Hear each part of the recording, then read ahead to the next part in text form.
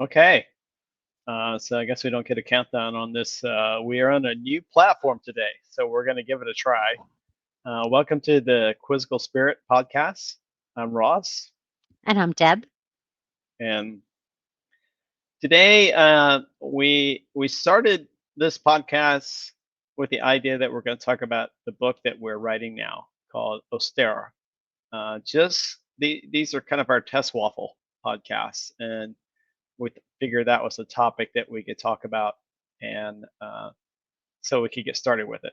Something that we do anyway when we go to the Husky. Um, Which we did today. yeah, and so it's not much of a stretch for us to do that. Uh, hmm Today we went to the Awkward Nerds Spring Revel, which is kind of a Ren So fair. you can see I got a new Yeah, outfit, we're got a in new our cosplay, shirt. our hmm gear, and we met a lot of great people. A lot of people in really awesome costumes, and Oh, people yeah. swinging swords around. It was it was pretty cool. That is Um, awesome. yeah, and we found hopefully a lot of vendors for Argon Fair, which happens in the fall, um, which is going to be kind of a twin launch. We have two books. One comes out August 1st. That's Spirit Light Volume 2, and the other one, Zoltai, comes out November 1st. And so Argon Fair will be sort of a Ren Fair in River West, and it will be for both of those launches. And hopefully, we'll have a lot of vendors and fun stuff to do. Feats of strength and Right. uh, cosplay and all kinds of Hmm. it. We're hoping for a good time for all. And beer. They are making Yeah. a beer based on the book. So, Right. A la Os Ale. hmm Right. So today we're talking about our the books that we're working on now, which is called Oss'stera. And Oss'stera is a term that means our struggle, and it's this rebel group that has formed. And we talked about it in the book called Argon Blue. hmm And and then uh, Zoltai was a book that came out of Argon Blue. It's a sequel. And then Oss'stera is another book that comes out of Argon Blue, and it's a parallel story. And basically, what happened was we were writing Zoltai, and it had two storylines. It had the story of Tove, who becomes a member of the Zoltai. And the Zoltai are women who have fled this patriarchy in the empire and have made themselves powerful through wealth, through their own enterprise. And then the other story, Oss'stera, the rebels decided this small band of these kind of country rube rebels are not going to be able to defeat the empire through military means. So they decide to follow the Zoltai's example and make themselves rich, and that's what this story Oss'stera is about. Now, when we were writing it originally, it was they were both in the same book, and we decided that the stories were sort of parallel, right? They touch on a few instances, but um, we're having a real hard time bringing them together at the end. hmm So what we decided to do was pull out the Oss'stera part and make this Altai a book, and then we were going to write Oss'stera as another book. And so that's what we're trying to do now. Um, So a lot of it's actually written mhm. because Ross was writing both of these and then just pulled out all the Ostera chapters. So, like half of it maybe is already Yeah, written or more, right.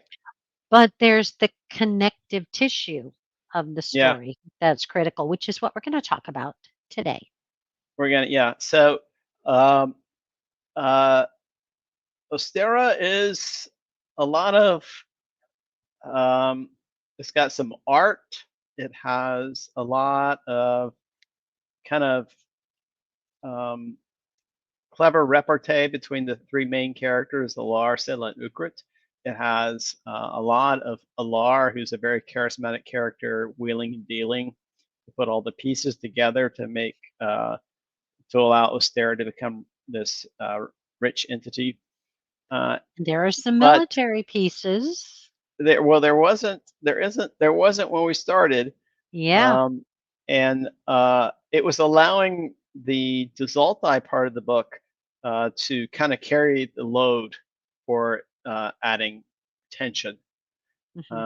And so we have a lot written, like half the book is written, but it doesn't have a good beginning. It doesn't have any threat.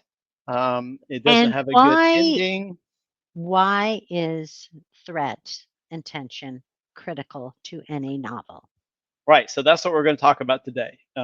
You Yes. have to have in any novel, you have to have tension, and to add tension, you have threat. And tension basically comes from uh, the protagonist has a want, something they need or they want, and they can't have it for some reason. So in Spirit Sight, Minna just wants to be have a normal life, and she Mhm. can't do that because she has Spirit Sight and she's ostracized by the people in her village. Um, and then threat is what's preventing them from achieving this Right. what they An want. external force, usually. Right. If you don't have those, you don't have a book, right? You have a report, just a list of events. Or a And poem. even though I think the kind of interaction between Alar, Scylla, and Ukrit's pretty entertaining, It's not a if book. it's not a book, right? You have to have people wondering if they're going to be able to do what they want. So the biggest problem we have with this book is how to add that threat. And yet make Um, it credible. It can't be some made up thing.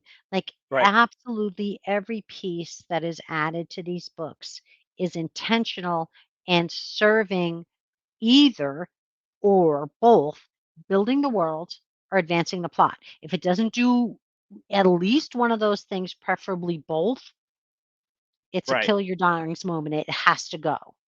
Yeah, so we're writing a book, a series of books, like 12 books that are telling an overarching story of how the Alios win their freedom.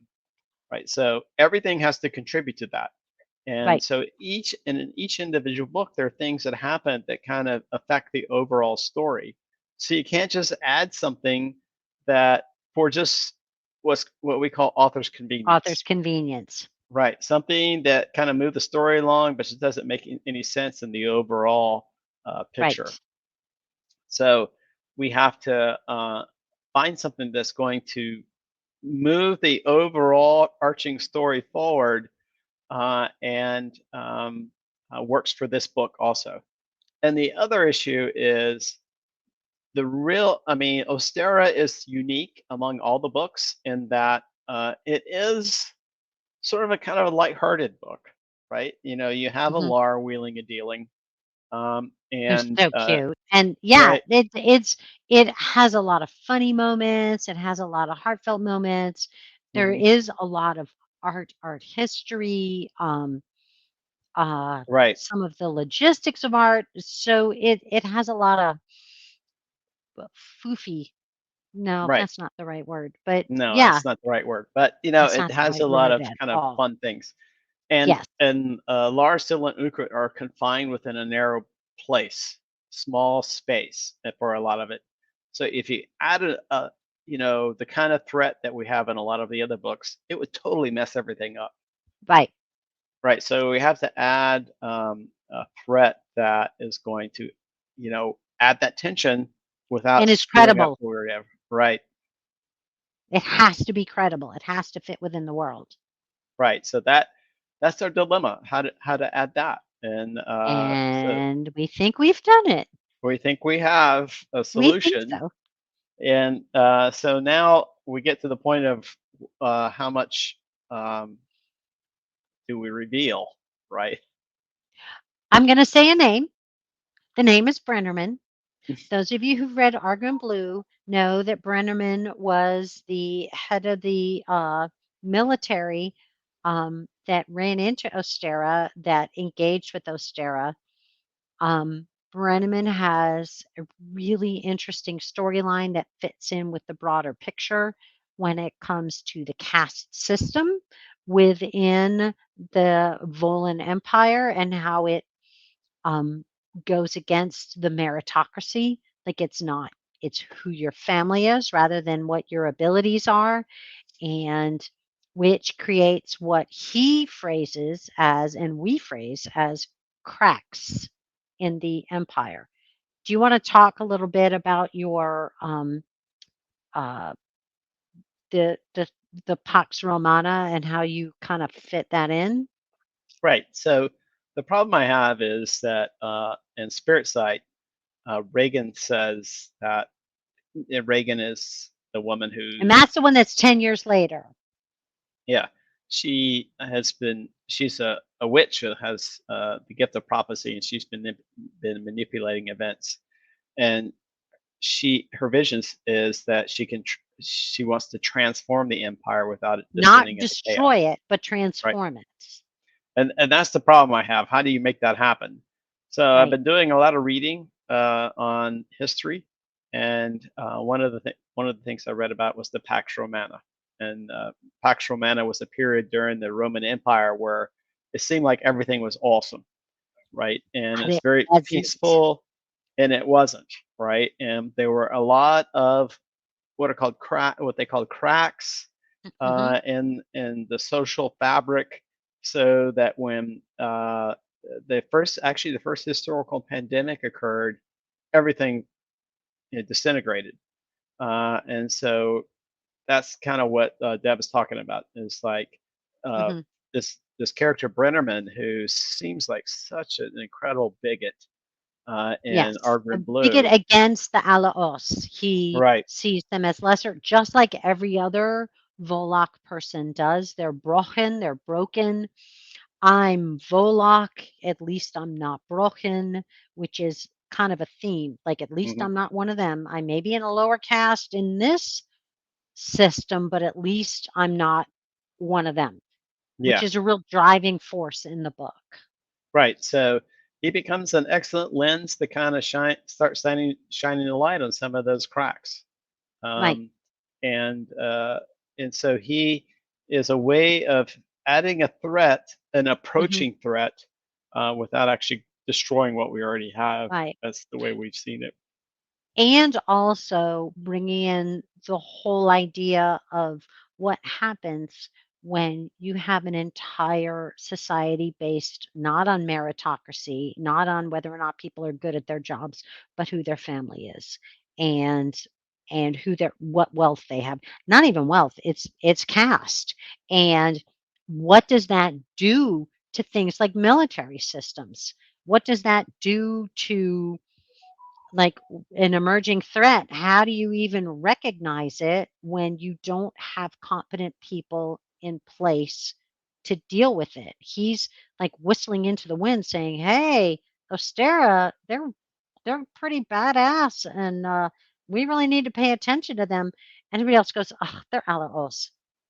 The Right. Yeah. Alaos, So they're yeah, he seems like a just this crazy bigot at the beginning, but you begin to a jerk." realize he is like the only one who actually sees Who's the truth.